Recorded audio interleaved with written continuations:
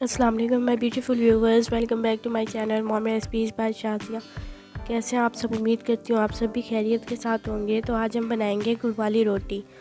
हमें जो इंग्रेडिएंट्स चाहिए उसके लिए हम लेंगे 1 पाव गुड़ लेकर हम उसे रात को 1.5 पाव पानी में भिगो कर रख देंगे। अब हम 1 पाव लेकर उसमें 2 कप गंदम का आटा शामिल करेंगे और 1 कप मैदा शामिल करेंगे और 1 चम्मच मक्खन शामिल करेंगे। अब हम इन सब चीज़ों को आपस में अच्छे से मिक्स कर लेंगे ताकि वो यकजान हो जाए। व्यूवर्स, अगर आपको रेसिपी अच्छी लगी तो मेरी वीडियो को भी लाइक कर लें और चैनल को सब्सक्राइब कर लें। बेल आइकन को प्रेस करना मत भूलिएगा ताकि आने वाली फ्यूचर वीडियोस आप तक पहुंचती रहें। अब हम आटे में आधा कप तिल शामिल करेंगे और आधा कप ही डेसिकेटेड कोकोनट शामिल करेंगे। ये आपको मार्केट में आसानी से मिल जाएगा। उसके बाद हम इसमें चुटकी 1 बेकिंग सोडा शामिल करेंगे। अब हम इन सब चीज़ों को आटे के साथ अच्छे से मिक्स कर लेंगे।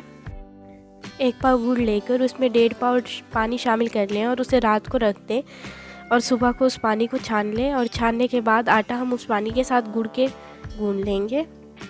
आटे का टेक्सचर ऐसा ही होना चाहिए जैसा कि आप वीडियो में देख रहे हैं, इतना ही सख्त रखें। अब हम आटे के पेड़े बना लेंगे और उसे रोटी की शेप दे लेंगे। अब हम चूल्हे पर तवा रख लेंगे और फ्लेम ऑन कर लेंगे। उसके बाद हमने जो रोटी बेली थी वो इस पर डाल लेंगे। उसके बाद हम रोटी पर कुकिंग ऑयल डाल लेंगे। हम यहाँ पर काफ़ी मिकदार में कुकिंग ऑयल डाल लेंगे ताकि रोटी को आसानी से चेंज किया जा सके।